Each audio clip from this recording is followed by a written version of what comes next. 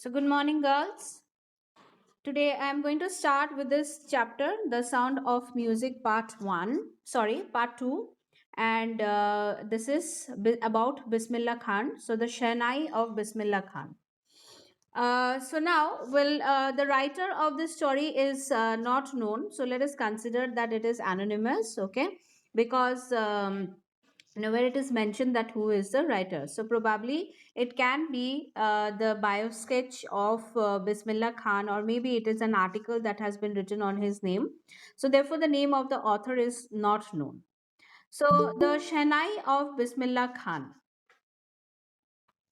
So the Shehnai of Bismillah Khan. Now we have heard about various instruments in our day-to-day life. We hear about so many musical instruments like the guitar, then drums, then the harmonium, all right, the tabla, violin, then sitar, flute, and all these. Amongst them, one very well-known musical instrument is Shehnai. Now, here in the story, we are going to learn that how this Shehnai, the birth of Shehnai, how it came into being, and by whom it was done, all right, and then who is the legendary Shehnai player, that is Bismillah Khan, about his life, how he started, and what are his achievements. So, the very beautiful story. And we are going to learn from this story that when we are hardworking, or when we are absolutely focused about something, and we are willing to do it, no matter whatever problems come in our way, we are obviously going to um, put that problem away, and we can proceed further with that. Okay. Now here see few pictures have been given, all right, where the legendaries of the instrument players are there. Like you can see the tabla player, okay, that is Zakir Hussain, and then Bismillah Khan. Then it's the sarod player, the veena player, the violin player. So many of the legendary players are already here, artists are already here. Now, let us begin with the chapter, that is paragraph number 1.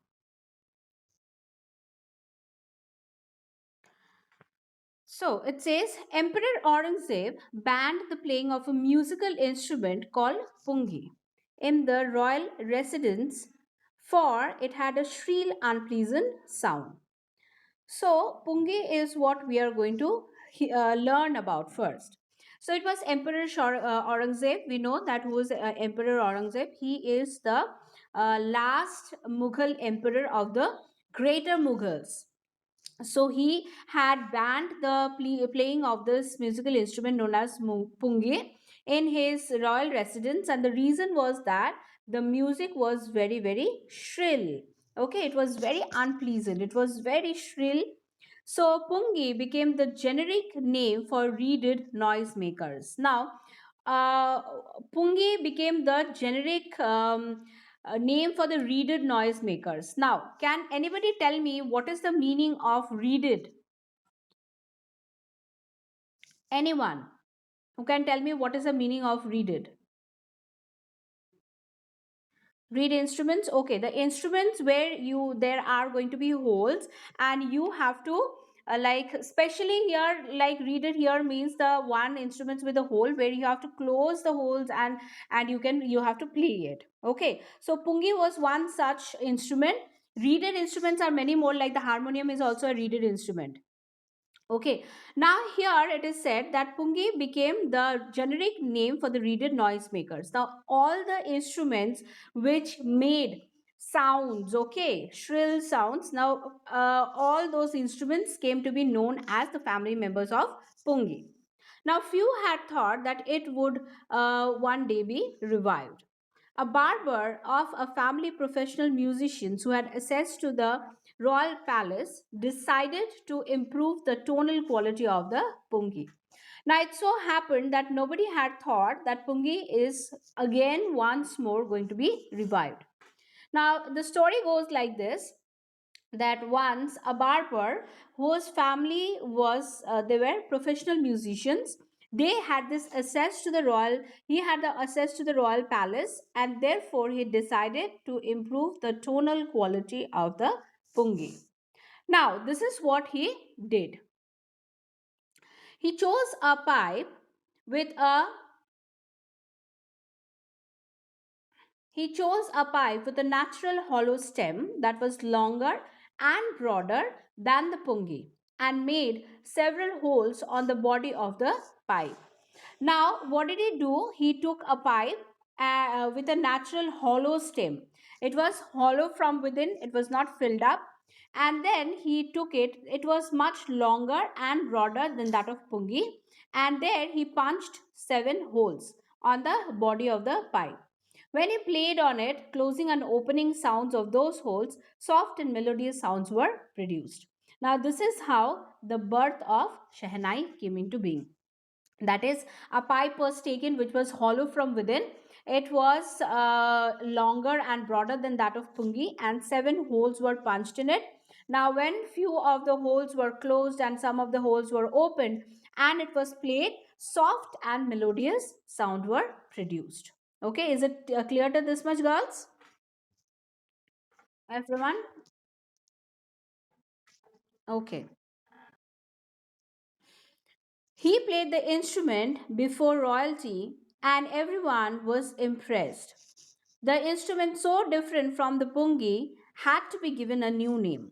Now, this instrument, when it was produced and it was played before the royalty, everyone was highly impressed. People were very happy and they decided that this instrument has to be given a new name.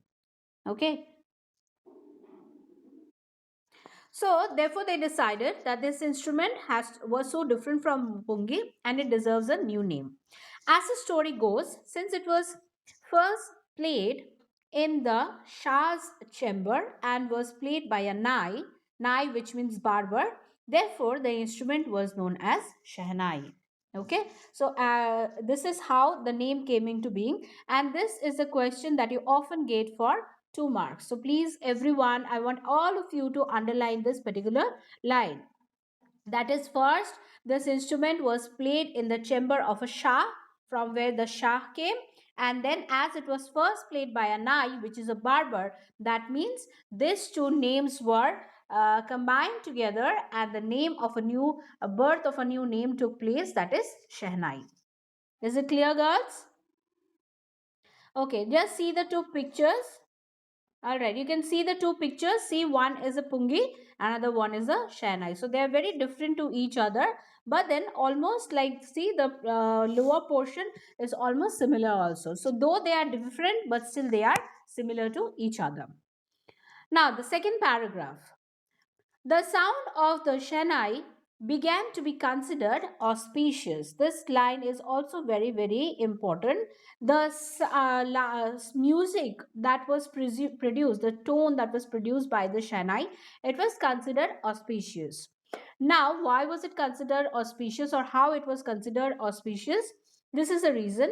And for this reason, it is still played in the temples and is an indispensable component of any North Indian wedding.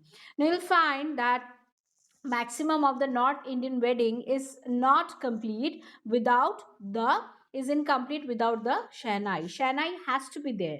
Even in the Bengali weddings, also during the receptions and all, you will find that the sound of the Shehnais you are going to find. Okay, so it is considered auspicious. That is, the moment you hear it, it's going to bring lucky charm to you. In the past, Shehnai was part of a Naubat, or traditional assemble of 9 instruments found at the royal courts. Now, this is important too, that in the past, Shehnai was a part of a Naubat, which means traditional assemble of 9 instruments that were together played in the royal court. Till recently, it was used only in the temples and weddings. If you go to the South Indian temples, South Indian weddings, there also you will find that Shehnai is a very, very integral part. Without Shehnai, the South Indian wedding is incomplete. All right. So, therefore, it is played in the temples in the wedding, And the credit for bringing this instrument onto the classical stage goes to none other but Ustad Bismillah Khan, a very, very renowned Shehnai player. Okay, so therefore you have to remember that it was Bismillah Khan who brought this instrument to the classical stage. All right, is it clear, everyone? All of you? Okay. Now it says that as a 5-year-old, Bismillah played gilli danda near a pond in the ancient estate of Dumrao in Bihar. It would regularly go to the nearby Bihariji temple to sing the Bhojpuri Cheta, at the end of which you would earn a big laddu weighing 1.25 kilogram, a prize given by the local Maharaja. Now, when Bismillah Khan was 5 year old, so he was just 5 year old, a very young boy. He used to play gilli danda, okay, near the pond in the ancient state of Dumrao in Bihar. Now, there was this temple of Bihariji. Who's Bihariji? Which god is known as Bihariji? Who can tell me that? Which god is known as Bihariji? Baki Bihari? Nobody. It's Lord Krishna. Okay, so Lord Krishna's temple was there nearby, and he would regularly go there, and there he would sing the Bhojpuri Cheta, which is a kind of a bhajan. Now, when he would go there and he would sing it, his song was so much liked by the local Maharaja. He praised his song so much that as a gift he would earn a big laddu, and the laddu was so big that it was 1.25 kg. So you can imagine how big the laddu would be.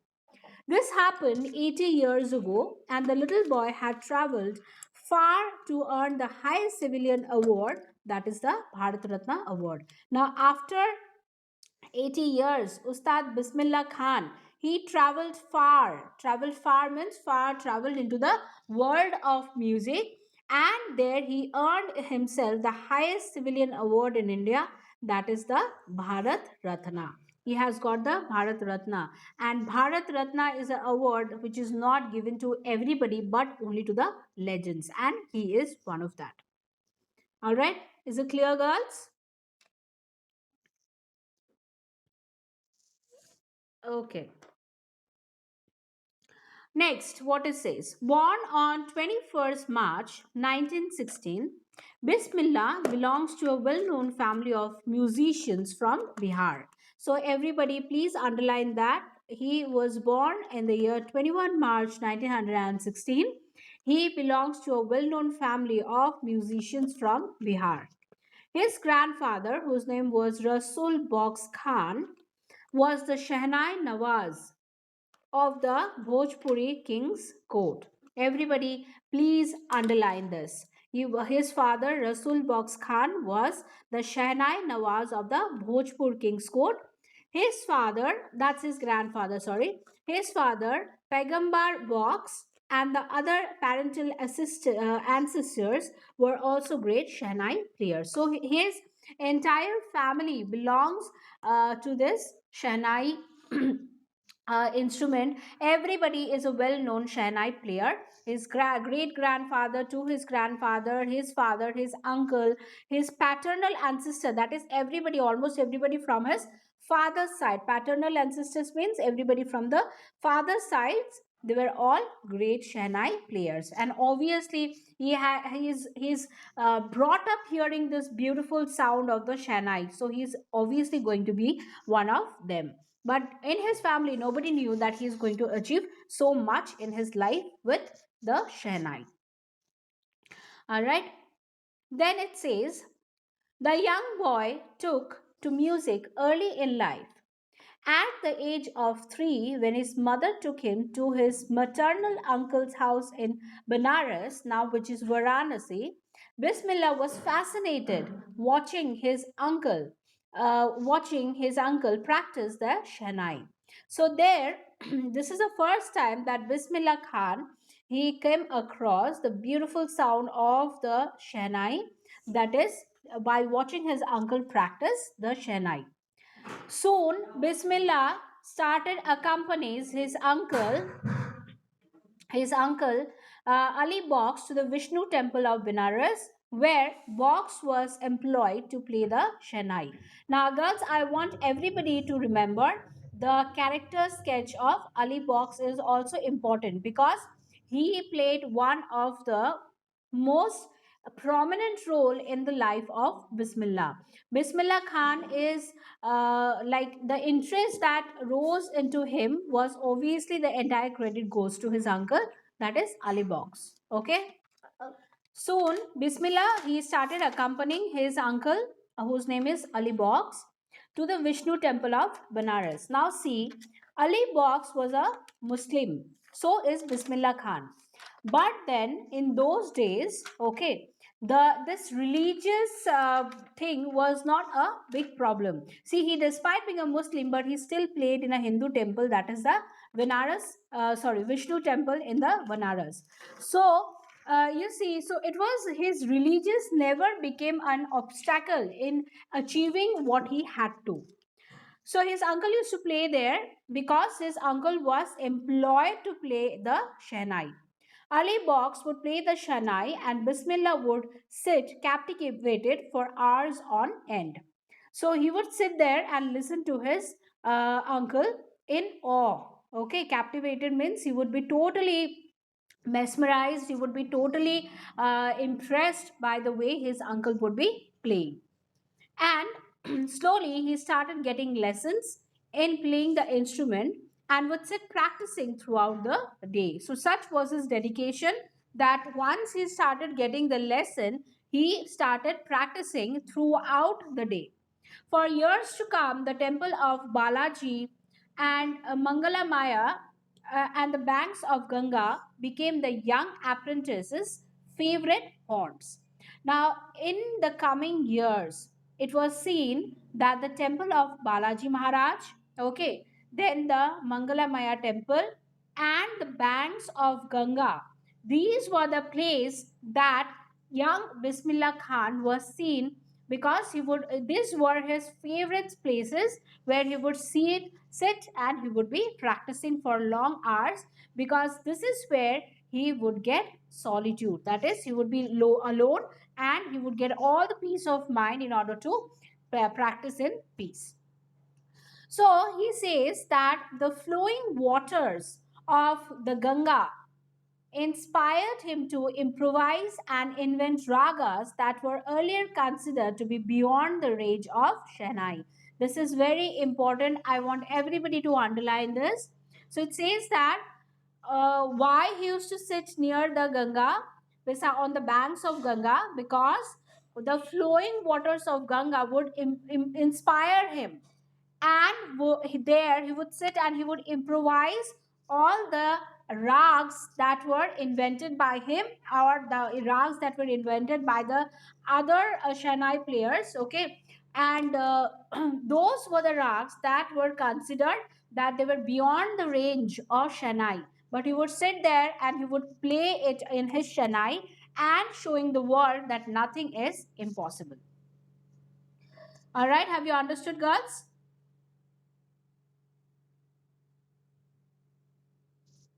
Okay.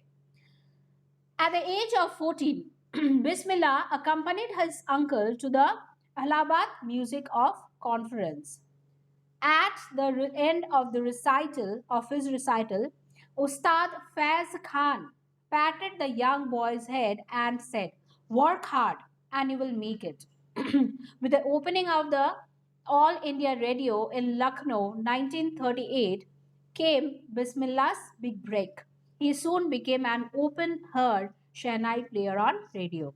Now, see, at the age of 14, when he was blessed and he was told that you are soon going to make it, that is, you are soon going to go to a long distance, okay, work hard, and you would definitely achieve what you are planning to.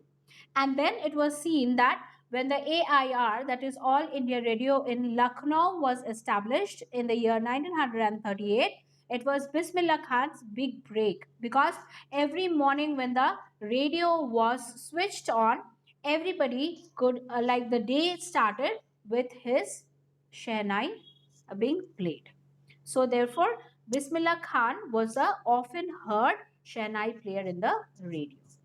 Okay, so this is where I am stopping today. Have you all understood, girls?